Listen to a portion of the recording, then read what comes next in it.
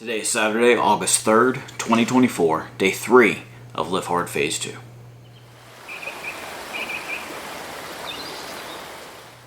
Another day down. We have completed all of our critical tasks. And I'm talking about the 5 for Phase 2.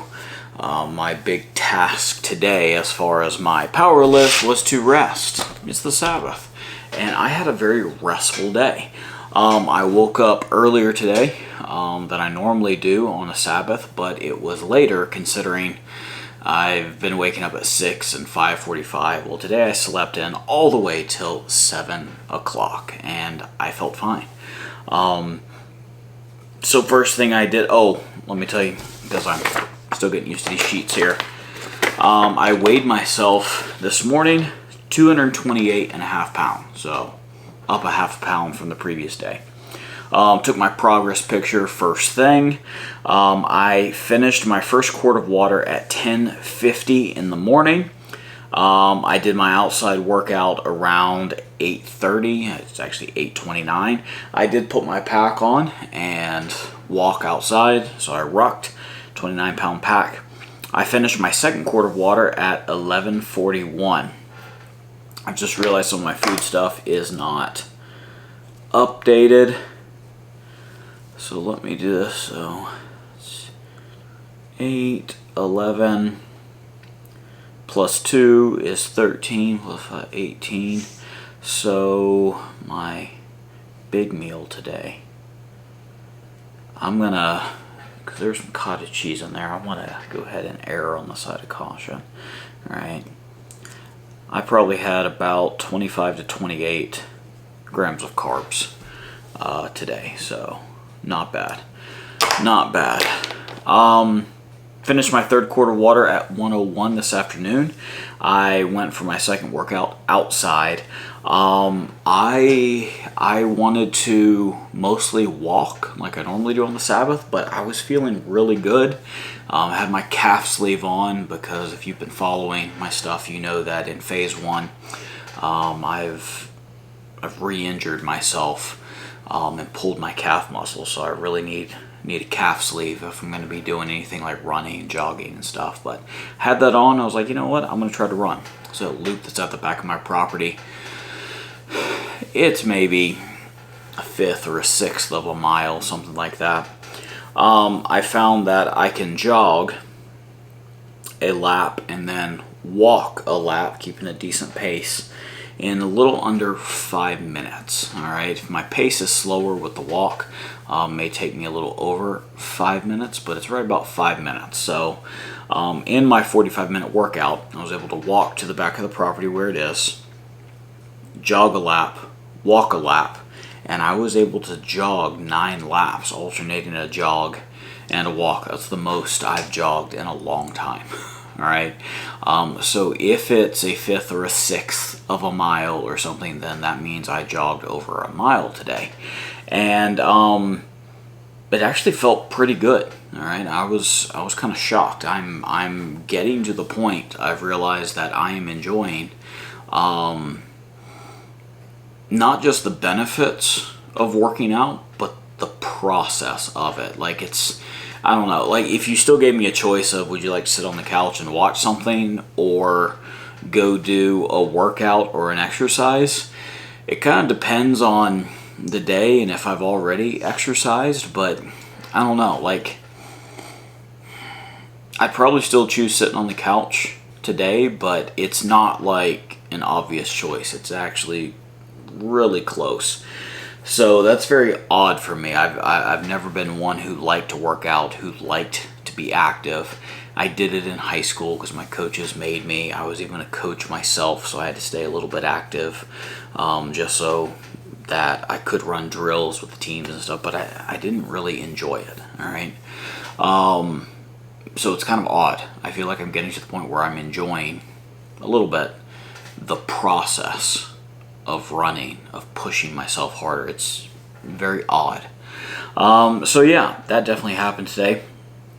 I finished my fourth quart of water while we were with our Shabbat Fellowship at 341, and so I've actually filled up my Yeti a couple more times with some tea this time. We have unsweet tea, and then we got some like squirt liquid things in it that are sweetened with sucralose, so that's Splenda.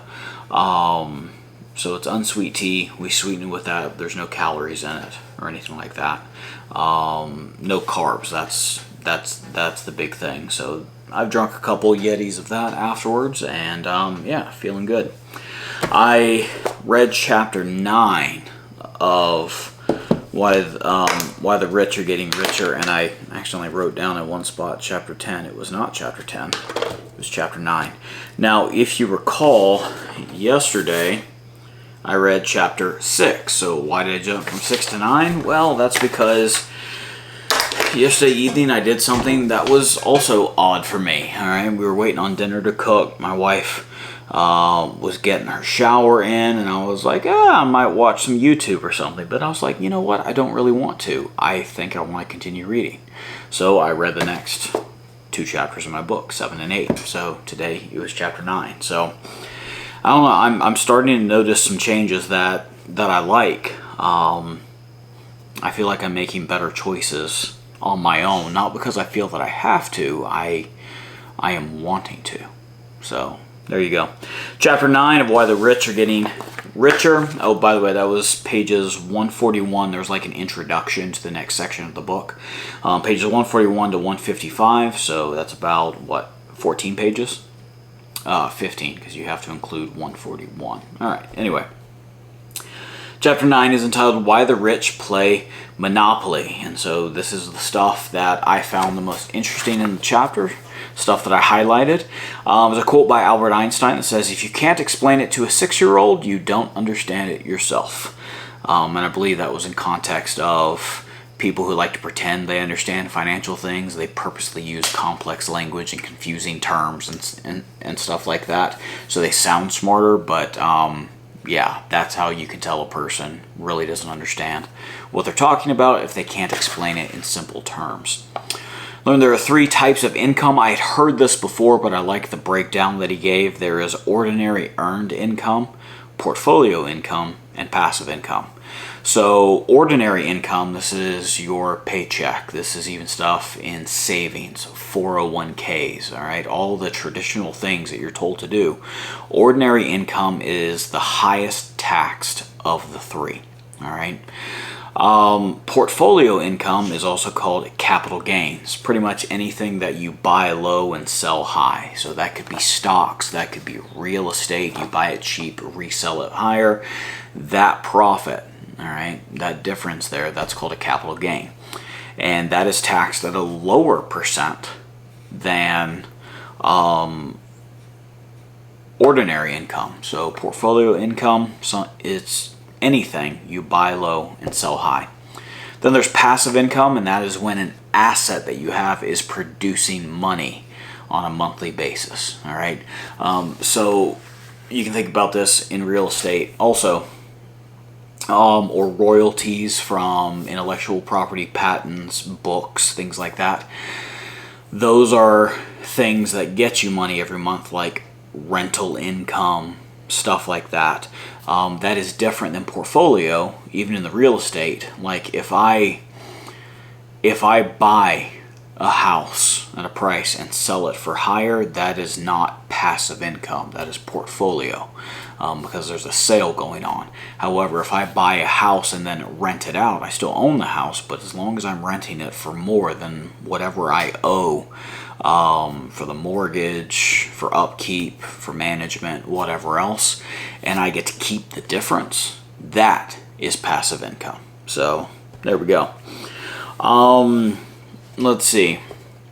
Oh, I also learned what stock options are for executives, like CEOs when they get paid. I'm not talking about like shorts or puts or anything like that. I'm talking about an executive's compensation. So a large part of an executive's compensation is stock options rather than a paycheck.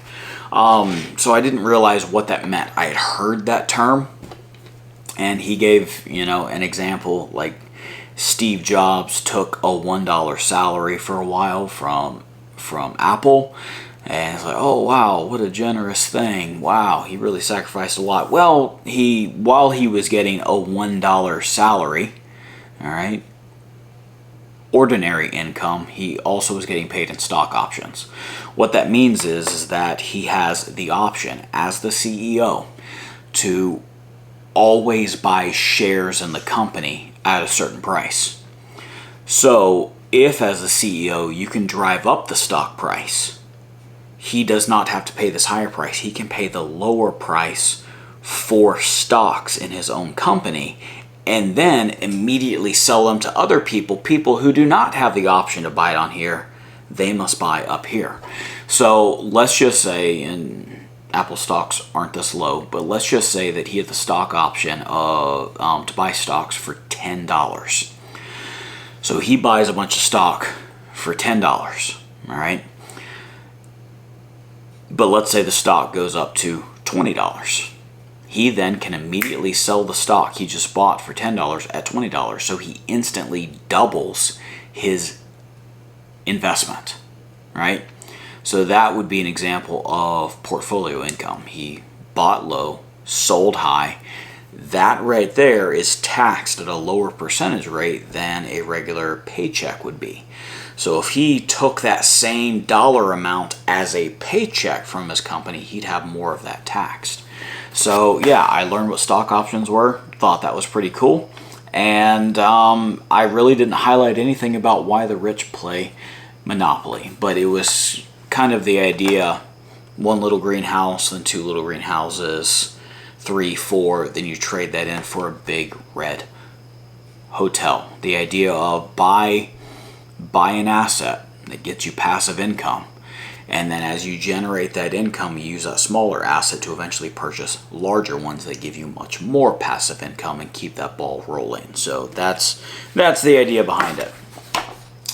Scripture reading, Proverbs chapter 3, because today was day 3. I decided that in addition to my King James Bible that I normally use, I was going to read Proverbs from the Scriptures 2009 version. So I read chapter 3 in my King James, and then just to get caught up, I read chapters 1, 2, and 3 in the Scriptures 2009. So I think every day I'm going to read both versions for each chapter. I just want to get a different perspective, one from the traditional version that I've used, and the other from a literal translation that I'm not as familiar with. So things are sometimes translated differently. I found out that a word in the King James is translated instruction, also means discipline, because that's what it's translated in as the Scriptures 2009. I looked up the Greek word that's there, and yeah, discipline is one of the words there that it can mean. So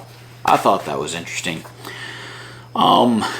Proverbs 3 was a lot of kind of compare and contrast. It's like, here's what happens if you do get wisdom and follow that which is good, and then here's what happens if you don't. So for the daily notes or after action report, thing I'd like to sustain, the early mornings. I think that's going to be beneficial and key for me, not just getting phase 2 done, all right, because phase 2 is easier than phase 1, I think, at least so far.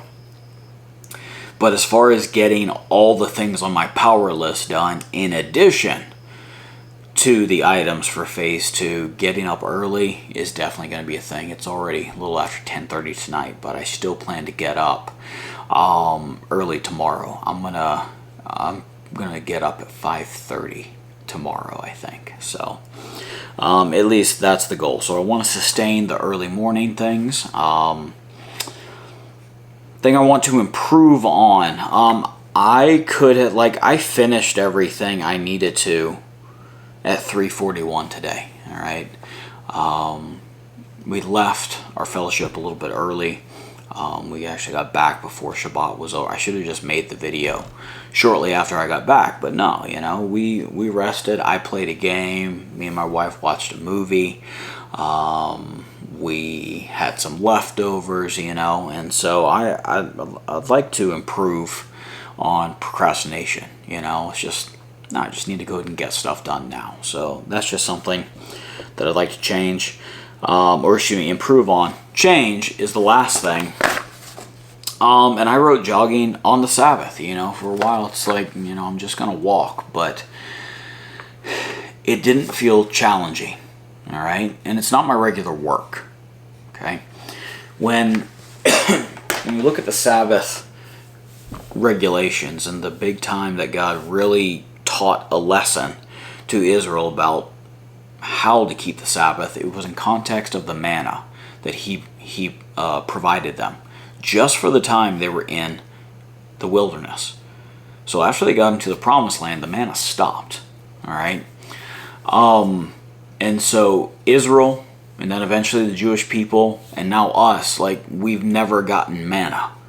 All right, so that exact situation and the law about don't go pick up the manna on the Sabbath day. You can do it every other day, but double it up on Friday. You know, that's not a direct thing that can apply to us. God's still not providing us food with manna that we go out and pick up.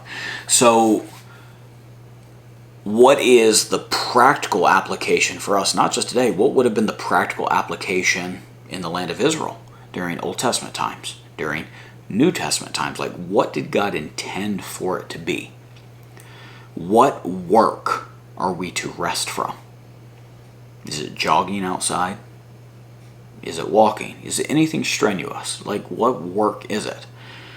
Well, it's the work that directly contributes to the acquisition of our daily bread. So what provides your daily bread? What income? What work does that? Well, that's your job. That's your business. That's the work that you do where you earn money to transact for food. That's what we're to rest from. Since I'm getting to the point where I've been working out, I'm starting to enjoy it. Jogging on the Sabbath, all right, a while back I would have been like, no, can't do that. That's too much work. Well, that doesn't contribute to my daily bread, and it's something that I enjoy. So I felt comfortable doing it because, like I said, I'm enjoying the process.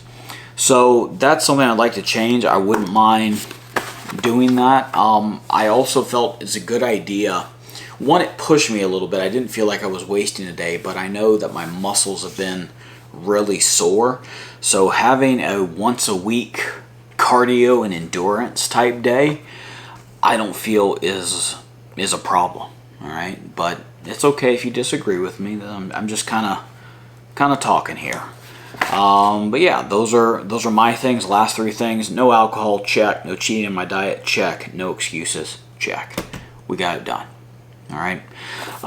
So yeah, let me know if you're liking the format of these videos better. I know they're quite a bit longer than normal, but I'm really trying to take time to be thorough in the sheet that the 12th seed conditioning made, and yeah, I'm enjoying the process. So thank you for joining me for these daily check-ins. I pray they're an encouragement and a blessing to you, and yeah, I pray that you're blessed. Bye.